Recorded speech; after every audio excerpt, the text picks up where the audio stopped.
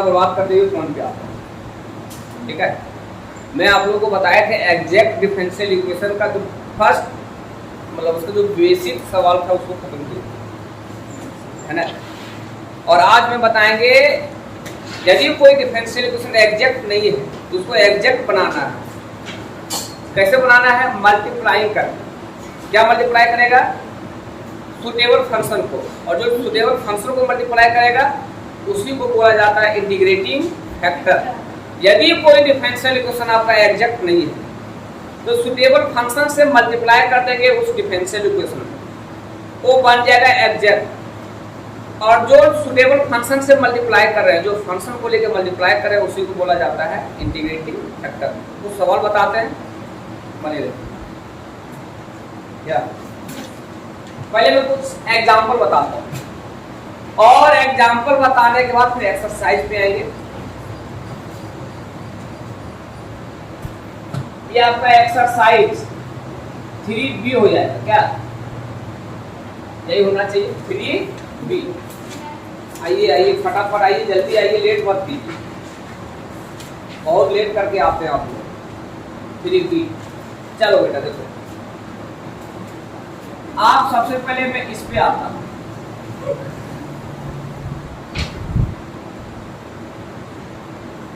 Given differential equation is x dy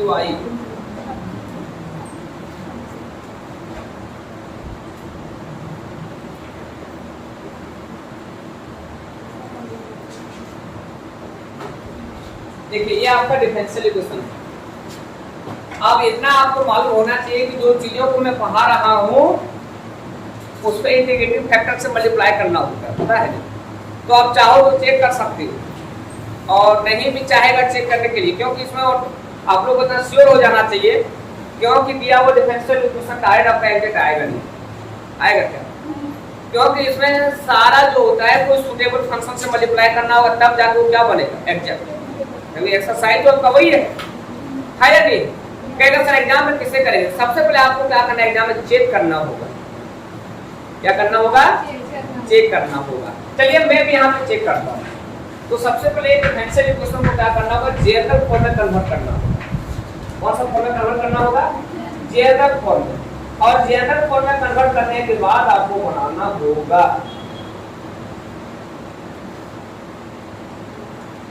चलिए देखते हैं, चेक करते हैं।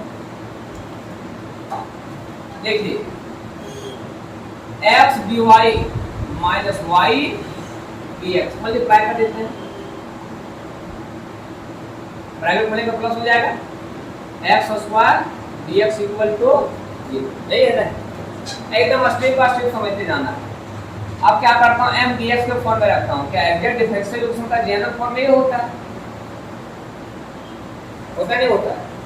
तो m dx के फॉर्म में रखते हैं। इसका मतलब dx कॉमन लेना होगा। देखिए dx आपका यहाँ है और यहाँ है ना, तो कॉमन ले लेता हूँ तो minus y plus X square. पहले एक्स स्क्वायर को लिखते हैं, प्लस वाला टर्म को लिखते हैं X square minus Y dx। तो यहाँ X square minus Y minus 1 dx। क्या इन्हीं को दिक्कत? उसके बाद एन dy का टर्म तो सिंगल है इक्वल टू 0। आप इसको 1 मान लो, इसको आप 2 मान लो। ठीक है, इनको दिक्कत? आप नियर कर लिखना है, कंपेयरिंग कर देंगे इसका स्टैंडर्ड इक्वेशन से। तो m का मान आ जाएगा x का square minus Y minus 1 and sir आपके एटीएम से निकल के n का मान आ जाएगा आपका x। एक आइए हियर m का मान x square minus 1 and n का मान x। ठीक है, देयरफॉर अब से del m by del y करेंगे, del m by del y करेंगे तो ये कांस्टेंट है, इसका आ जाएगा -1 क्या, और del n by del s करेंगे तो 1 आ जाएगा। तो यहाँ पे क्लियरली है कि जो del m by del y का मान है वो del n by del x के बराबर नहीं है। तो hence the given differential equation is not an exact. Hence the given differential equation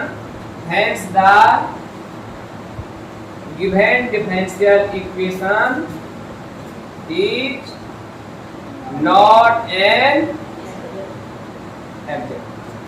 ये आपका एग्जैक्ट नहीं है, आप समझ गया। अब से एग्जैक्ट बनाना होगा। क्या बनाना होगा?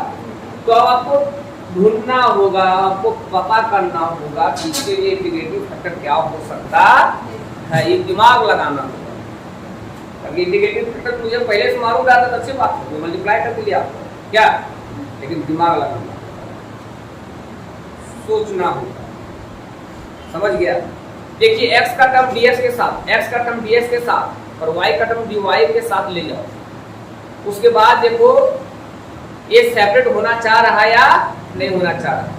या तो कल जो फॉर्म लिखाए थे 8 लोग लिखाए थे ना, उस फॉर्म में लाने का प्रयास करना, उस फॉर्म में लाने का काम करना है, तब जाके फिर आपका बनेगा। मैं आता हूँ, देखो फॉर्म लेके आओ यहाँ से, मैं 2 से नहीं, फॉर्म लेके 1 से। क्या है उसको देखिए, x dy minus y dx है ना, माइनस dx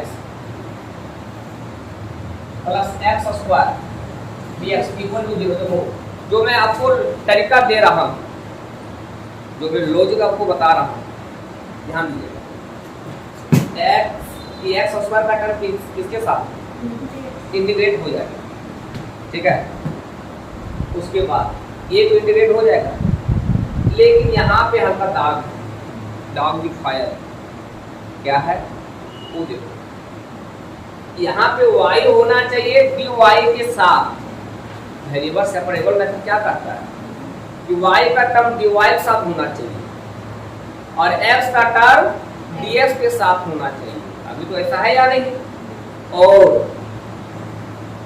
उसके बाद ये एग्जैक्ट है नहीं, एग्जैक्ट ये है नहीं कि इसको मैं कांस्टेंट मान लेंगे, उसको मैं वेरिएबल मान लेंगे। ऐसे होता है ना कि m dx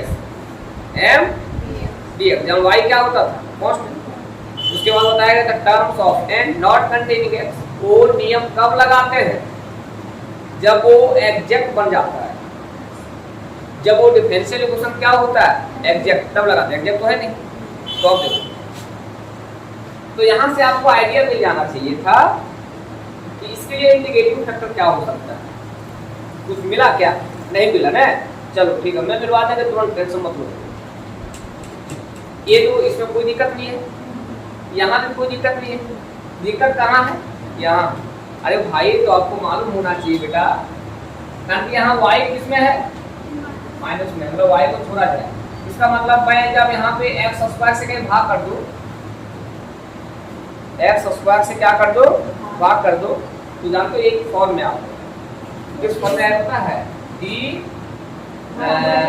बाय x। नीचे वाला होल स्क्वायर ऊपर में लगा छोड़ दिया गया, ऊपर वाला का dy बीच में माइनस, अपर y को छोड़ दिया गया। इसका समझ आया?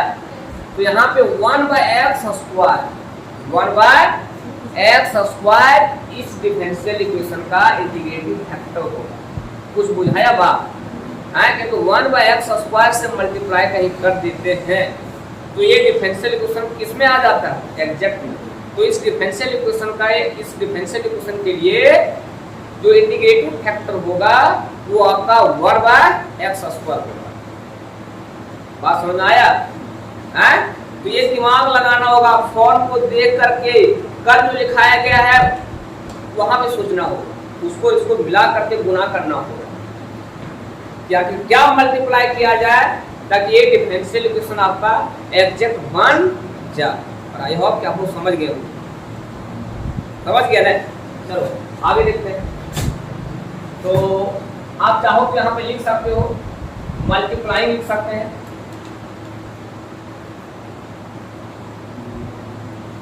मल्टीप्लाइंग 1/x का square on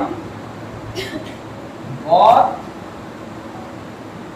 sides we get। समझे बात? 1/x स्क्वायर से मल्टीप्लाई। देखिए x dy minus y dx minus dx plus X square dx by में एक्स स्क्वायर क्या भाई बोलो इक्वल टू 1 बाय एक्स का स्क्वायर। अब देखिए क्या क्या करता हूँ, इसको साथ में रखता हूँ X Y minus Y dx by में एक्स का स्क्वायर क्या माइनस 1 बाय एक्स स्क्वायर, ये इसमें सब कट जाएगा है ना। क्या पढ़ेंगे मालूम है ना, पता इसे क्या लिखेंगे y बाय एक्स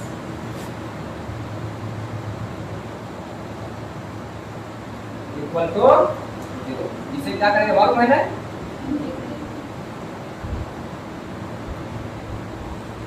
इंटीग्रेटिंग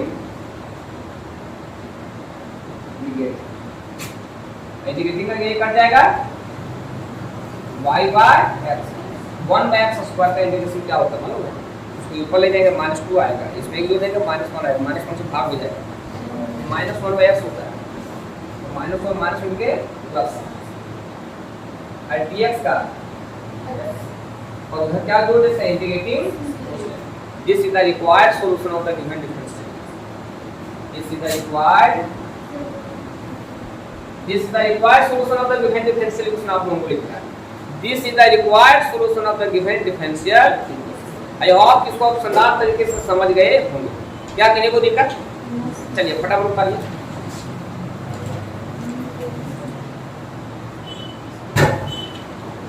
देखिए हमें कुछ नोट में आप लोगों को बताते हैं कुछ, देखिए इसको नोट में चीजें x dx फंक्शन किसका है भाई, किसके रिस्पेक्ट में किया जा रहा है एक्स स्क्वायर प्लस 2, इसका इंटीग्रेशन होगा क्या, लेकिन यदि यहाँ एक्स वाई हो और एक्स वाई के रिस्पेक्ट में करना है तब क्या होगा मालूम है, देखो वही सिंपल हो जाएगा, एक या एक सिंगल टर्म हो गया, इसमें पावर क्या होता है जोड़ा जाता है, इसका पावर 1 है ना, समझ आया। देखो यहाँ पे यहाँ एक्स वाई का करना है किसके रिस्पेक्ट में, एक्स वाई के रिस्पेक्ट में, सिंपल है, यहाँ पे ये हो जाएगा, पावर जोड़ेंगे उसमें उठा कर, ठीक है। ये इंपॉर्टेंट पॉइंट है, इसे में बताएंगे जो आप लोगों को मालूम ही नहीं था क्या। हाँ अब मैं आता हूँ, ये एग्जाम्पल कुछ और बता दे रहा हूँ, ये एग्जाम्पल नंबर आपका 5 है और ये जो एग्जाम्पल 5 है वो हजारीबाग के अंतर्गत जितने सारे कॉलेजेस आते हैं और जो कॉलेजेस में ग्रेजुएशन करवाते होंगे है ना, वो 2012 में पूछा गया था, VBU विनोबा भावे यूनिवर्सिटी के अंतर्गत जितने सारे कॉलेजेस आते होंगे और जहां मैथमेटिक्स ऑनर्स जो कॉलेजेस में प्रावधान होगा करवाने का, समझ गया, उसमें क्या है ये क्वेश्चन आपका पूछा गया था।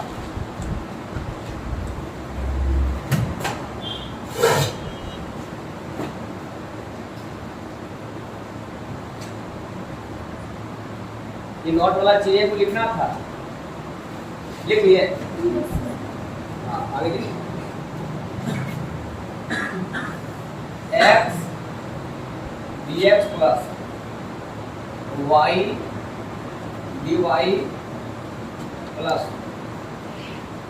4y cube X square plus Y square dy equal to 0।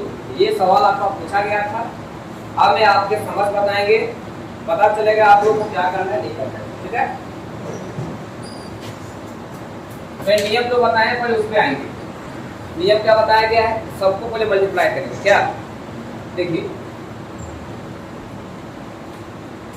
लेकिन जानते हो ये दिया हुआ डिफरेंशियल इक्वेशन आपका एग्जैक्ट नहीं होगा, ये दिया हुआ डिफरेंशियल इक्वेशन आपका क्या नहीं होगा, तो ज्यादा दिमाग में लगाना है, डायरेक्ट बना दो भाई, आप चेक कर लेना, आप लोग क्या कर लेना, मैं डाइट बनाता हूँ, हाँ देखिए जैसे और डाइट बनाता हूँ तो जरा समझने वाली चीज, यहाँ पे एक्स स्क्वायर वाई स्क्वायर का टर्म किसके साथ है, dy ऐसे तो होना नहीं चाहिए। यहाँ पे वेरिएबल सेपरेबल का मेथड जो होता है उसको लगाना होता है। तो भैया तो करेंगे कैसे वो उसको बताता हूँ। देखो y क्यू का टर्म किसके साथ चलेगा ये, लेकिन ये एक्स्ट्रा है या नहीं है। तो मैं यहाँ पे क्या करता हूँ, तो इस इक्वेशन के लिए, इस डिफरेंशियल इक्वेशन के लिए जानते हो आपको कुछ आइडिया लग रहा है कि इस इक्वेशन के लिए, इस डिफरेंशियल इक्वेशन के लिए इंटीग्रेटिंग फैक्टर क्या होगा, आइडिया कुछ लगा? x square plus y square, 1/x square plus क्या होगा y स्क्वायर। क्योंकि इसको हटाएंगे, इसको यहाँ ले आएंगे, फिर हल्का फुल्का इधर उधर करेंगे, फिर आपने इंटीग्रेट किया। ठीक है, तो करें, बोलिए मल्टीप्लाई 1/x का square plus on both side on, हाँ खुद से चेक कर लीजिएगा, वी गेट। ठीक है, आगे देखो x dx plus y dy plus 4y cube x का स्क्वायर प्लस y का स्क्वायर dy इक्वल टू 0 गुने x का स्क्वायर प्लस y का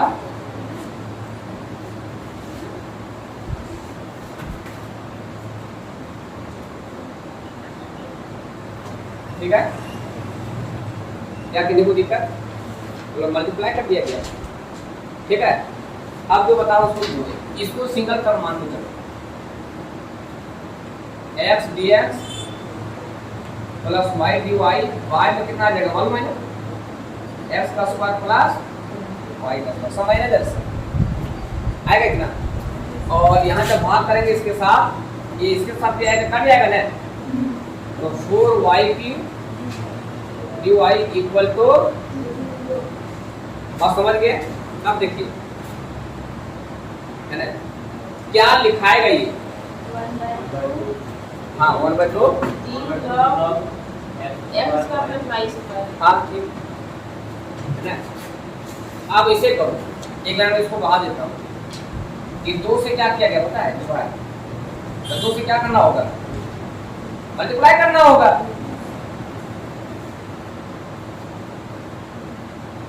y में x का स्क्वायर प्लस, साथ में रख दिया गया, ठीक, बस इसी में गुना भाग है।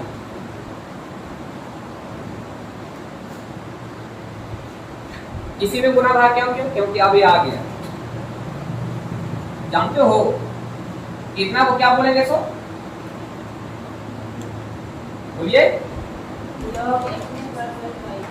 बोले क्या नहीं बोलेंगे, डी लॉग, डिफरेंशिएट कर देंगे ना, तो D log X square plus Y square plus 4y cube D Y equal to, किसे इंटीग्रेट कर देते हैं,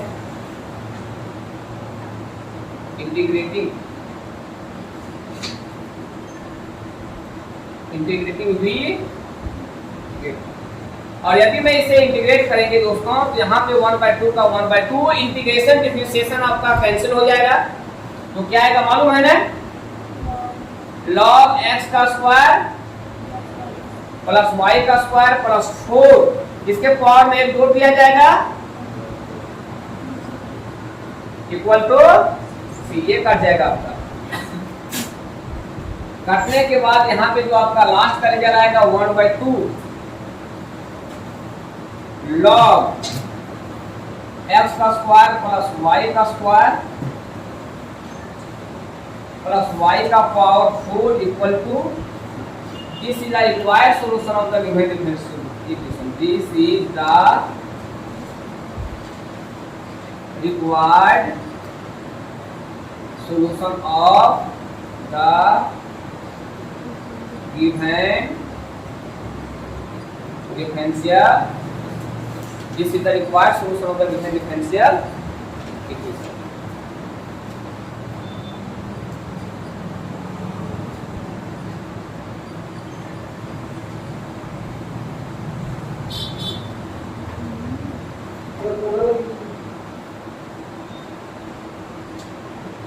एक नंबर पे डाल दीजिएगा।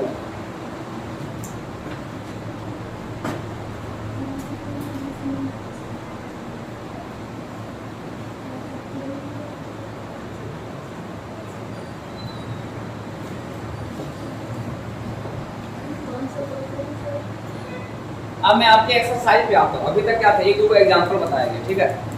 अब मैं एक्सरसाइज के कुछ सवाल को डील करता हूँ, ठीक है।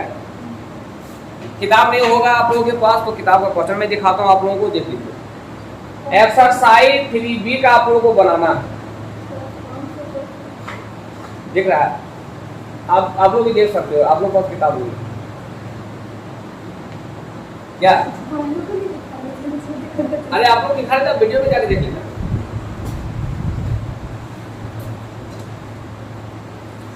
x plus x log y, आज मैं वीडियो आप लोग का एक अपलोड किए हैं।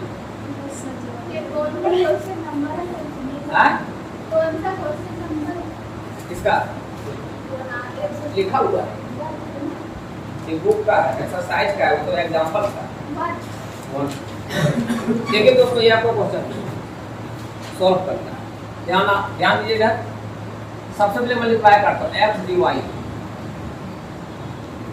Plus log y dy plus y dx equal to, नियम जो बताया गया उसको देखिए। पहले dx का टर्म रखेंगे तो y dx, इसमें भी dy है, इसमें भी dy है। dy को कॉमन ले रहा हूं, ये दोनों में देखा जाए तो आपका dy है। इस टर्म को देखिए, यहाँ dy है और यहाँ भी आपका, यहाँ पे dy है और यहाँ भी आपका dy कॉमन ले लिया गया। यहाँ पे x बचेगा प्लस में log y इक्वल टू 0। अब ये differential equation m dx plus n dy के फॉर्म में आ गया। m का मान y है, n का मान देखिए x प्लस log y है या नहीं, ये बताइए। तो देखो जब del m by del y करेंगे, अरे भैया m का डिफरेंशिएशन y के रिस्पेक्ट में करते हैं, तो y के रिस्पेक्ट में 1 होगा, and del n by del x equal to, अरे वाह, ये तो एग्जैक्ट आ गया, अच्छी बात